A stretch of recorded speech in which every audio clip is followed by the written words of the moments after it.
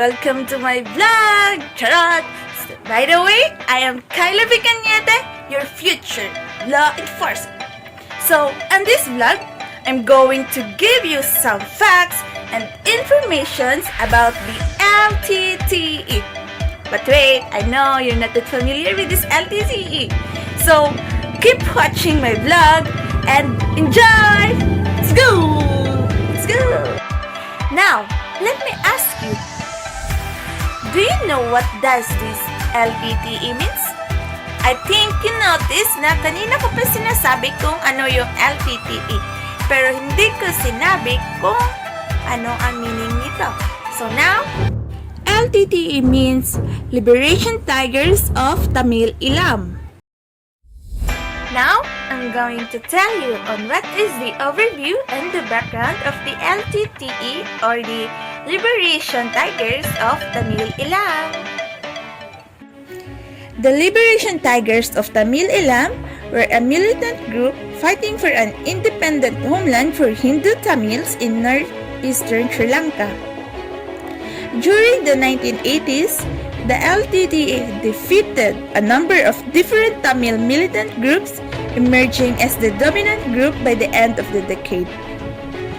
The LTTE successfully carried out a number of high-profile attacks, including the assassination of two heads of states.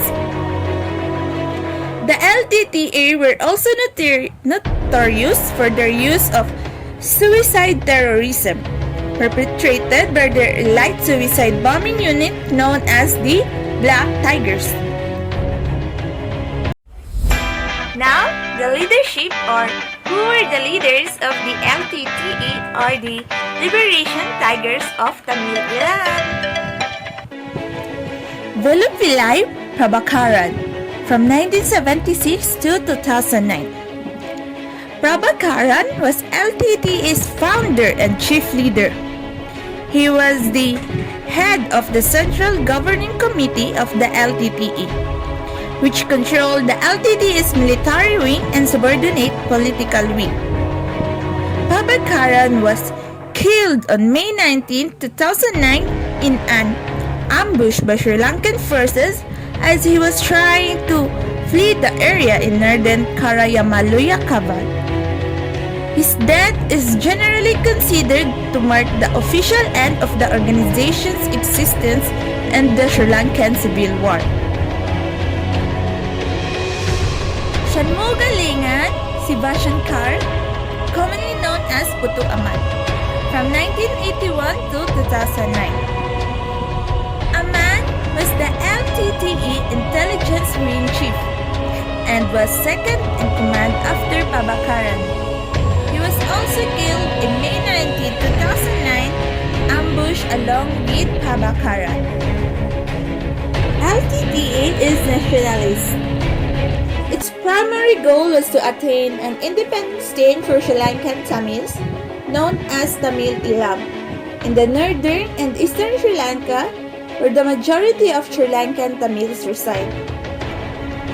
After Sri Lanka became independent from the British in 1948, the majority Sinhalese practiced discrimination towards the Tamils, who were favored by the British during colonial rule.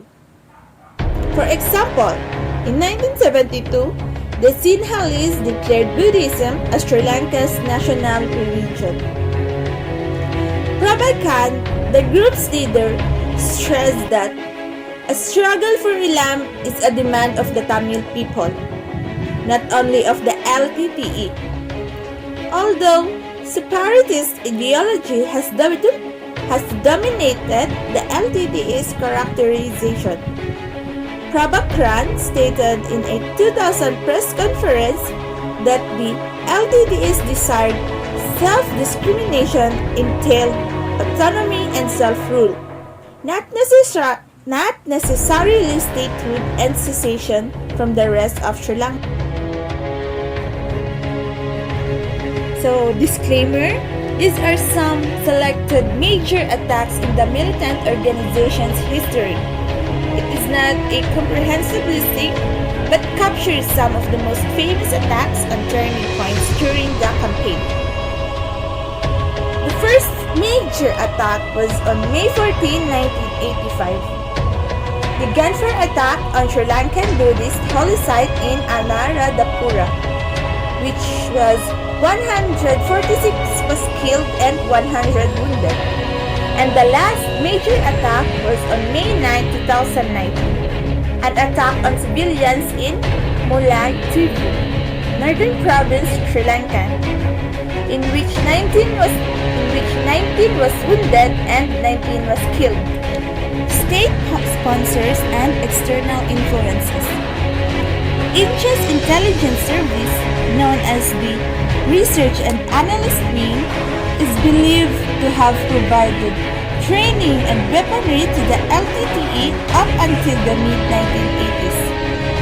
The Research and Analysis Wing withdrew its support of the LTTE in the 1980s, as LTTE began to make alliances with radical separatist groups in the Indian state of Tamil Nadu. Cambodia was a crucial source for the LTTE arms procurement, contributing an estimated 5 to 10% towards the LTTE's total arsenal. Thailand also served as an important source of manpower as well as a strategic base for arms procurement.